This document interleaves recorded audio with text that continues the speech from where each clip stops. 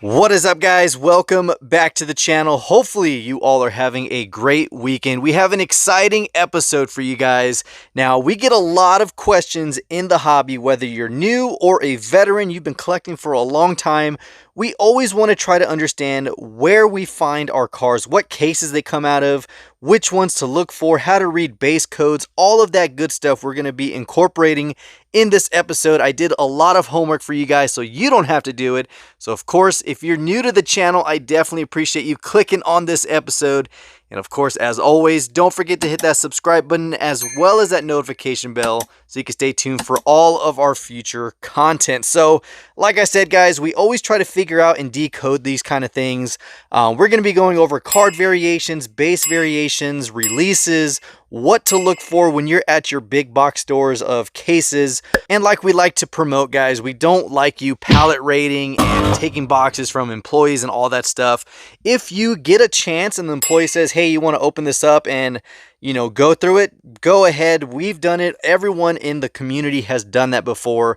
This is just a video to give you guys the tools to know what you're looking for and what to look for. So hopefully at some point during this episode, you learn something. Like I said, I did a lot of homework trying to research this. That way you guys get the best and most out of it. There are other channels that kind of touched on the topic of reading case codes, but mainly for the main lines. So we're going to start out with the card variations. Now this one was last year's 2023 release. This is the El Segundo Coupe, and there are two card variations.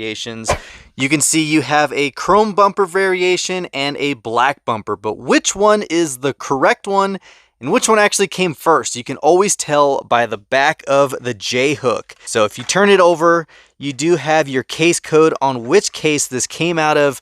You see there was an F case right here. This one was out of E case. But you see the G1 under the HKG 39. G1 represents that was a card correction, and they actually fixed the release of this card. So this was actually the first release. You can see in small letters it's got the PP-T, and there was no change to this. So this was the first release of this card art, and then they made the adjustment to the black to match the actual car, because the base isn't chrome, it's a black chrome. So they wanted it to match and they saw that it was off. So that's when you see the G1. Same thing with the Supers. The only one I was able to find was this Super right here, the custom 2018 Mustang that came out in J case. You can see this is a G1 as well. Well, the thing that they adjusted on this card was the wheels. They tried to color match it perfectly with the wheels that are actually on there. First release was actually a gold wheel on the card art. So if you see G1 anywhere on your J hook, that means there was a card adjustment, maybe a color, a wheel, something about that card was altered and fixed. So if you find both of them, then that means you have both variations. So if you see a color swing where this one looks a little bit more silver, this one is dark gray, there are some adjustments. But if you see that one is purple and one is blue, but there is no code adjustment on the J hook, then it's not an actual card variation from Mattel. It is just probably a printer issue when they were printing it out. Probably some ink changes in between the card production. But when you see stuff like that with the J1, that is when you know that something on the card art was changed. There are some older ones of the 65 Mustang. One was magenta, one was a reddish orange, and you have the code of a GR underneath one of them. Now, I believe that is the older adjustment. That is how you can tell if you have a legit card variation from Mattel. Yes, there are color swings out there. I collect those. If I see one that's a darker shade or off color, I will try to get both card variations. But that is how you identify true Mattel variations for the card art, and you have two right here. Now, if you're like me and you love loose collecting and you go out and find some vintage castings from antique malls and traders markets, but you just don't know when this car was released, you can always look at the base code. And this one right here is the Ford GT40. I wanted to utilize this because it does have two dates on the bottom. you can see it says 1999, comma, 2019. And the two dates represents, the first one is of course the casting license, when they actually license this vehicle to be made. Usually it comes out about a year before the tooling is released. But the second date means that it was retooled in 2019. So if you have one with two dates like that, that means there are two variations. The older variation to this one actually had a push tab in the back, and it was a single post. And we'll go ahead and look at the jammer that I have with my old GT40s. That way you guys can see the older tooling of this specific one. These are the older toolings right here of the GT40. So you can see on the back that the base was actually the part that actually held the back together. So when you look at the two, you can see the difference between the two just on the rear. You have a single post on this one and no post in the back, where this one has the dual post. So this was the retooling version of the 1999 release, which is this one. So sometimes there are slight differences in the body as well. You have the Honda Civic Si, which was actually released in 2000, or actually 2001, and then it was retooled in 2020. And the changes on that one were the body kit. The rear had some rear vents on the rear bumper, had some heat extractors on the side of the massive center ones on the hood. And then, of course, the sunroof was not actually an open sunroof until 2020. They released it with the glass version of that sunroof. So that is why you see two dates on these castings. But always remember that the casting license isn't the release date. If you want to know when this car was released, look at the base code, which is either stamped or etched in there. This one is an S35, so this is a 2023 release. We are currently on T. It goes from 2008 all the way until current, alphabetically. And the reason why they threw on these stamping codes was there was a lead or paint issue on a casting. I'll put the specific one on the screen, and I think they had to find a way to track these down. So now they put a base code on there, and the 2-digit represents the week of the year. So this was the 35th week of 2023 for this release. So if you ever find it loose, like let's say you find this one, and then you're like, oh man, when was this released? It says 2007 and 2012. That means there was a retooling between these 2 years, but this is a J17. So you correlate J for the year, 17th week, and that tells you when this car was actually released. So that is how you read base codes on any and all Hot Wheels, even when it comes to the Fast and Furious Premiums. Even though these are the exact same car, just released in different series, you have two different card arts. You can always refer to the base code. This one is a T04, meaning 2024 release. And then you have the other one as an M10, which correlates to that year release. So if you ever find these loose and someone tries to sell it to you as a 24 or the first release, you can always reference the base code that is either etched or stamped on the bottom of these. So now when it comes to identifying, if you're in Target or Walmart and you see some cases on the employee's little rack and you're like, man, I wonder what case that is. Every 2-pack at Target's gonna have the same case code on there. These have the HBL 96, which represents every single 2-pack that's released. No matter what series or what cars are released, they all have the HBL 96. I believe the HRR83 number right there in the left-hand side of the barcode represents the series of car that's released.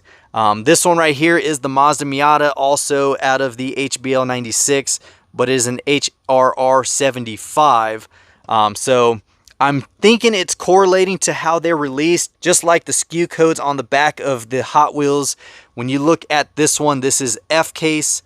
All of F case is going to have the exact same barcode. They all start out with 94735 18892. So that is all of F case. Every F case is going to have that exact same number. The 18892 is not going to change. Then when you come over here, you have E case. This one has 18891. Then you have G case right here. This is 18893. So if I were to put it in order, E, F, and G, you will see that the numbers go from 91, 92, and 93. So that is how you can read the barcodes on the back. I want to say that's what the HRR code is. It is just going in sequential order for the 2-packs. Now, going into team transports, these all have the same, even from this release. This is the old, of course, highly desired RWB Porsche 930. This is out of the team transport. You can see the FLF 56. As well, on the back, you have the FLF 56, and this is GJT 37. Now, the code on the hook has not changed. Even the 2024 release of the team transport is still case code FLP 56. The only thing that changed is the HRV 43. So, like I said, I think that just correlates to the release. But if you're looking for team transports, specifically look for the FLP 56 number, and that will tell you that that case is all team transports. There's only a few that have changed through the years. Fast and the Furious has changed.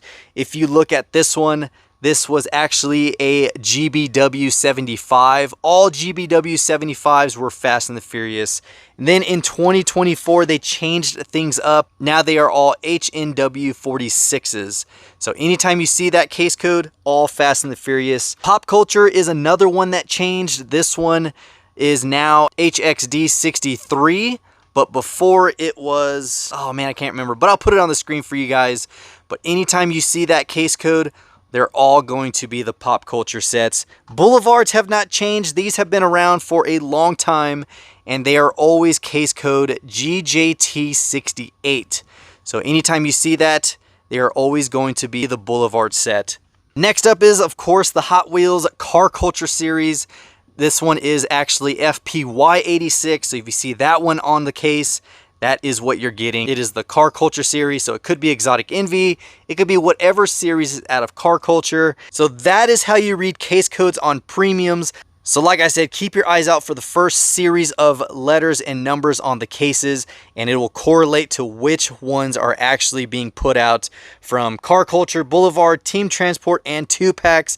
None of those are changing. They are all the same throughout each one of those series. But like I said earlier, the only ones that changed were the Pop Culture and Fast and the Furious, but we have the updated case codes. Now, the last thing to decipher is, of course, this one right here, the mystery model. And this one was a lifesaver a few years ago. But when you flip over this little flap right here, it gives you the case code and the car number. So this is car number 4 out of this series. So if you see this box sitting on the shelf, Series 2 mystery model, and you're trying to find 1, 2, and 3, just flip this over. And if you see 1, 2, or 3 in this one, then you have the top 3. If you're looking for number 4, then you can find number 4. So that is a quick way. A lot of people used to use this little window to try to see what car was in there, and it is kind of a pain. A few years ago, I helped a guy that was looking with his kid, and he was there for a while. And I told him, hey, if you flip over that little flap, you see that number right there, it tells you which car it is. So if your kid's looking for number 6, find number 6 on the bag, and you're good to go. So there we go, guys. That is how you can tell premium cases. We also learned about base codes and the year releases that are on the base. The S35 tells you which year and week they were made.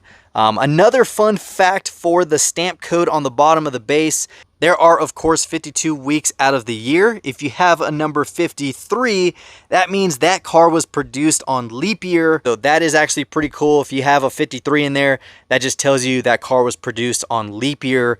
And it's just a cool little fact to know that you have a leap year car.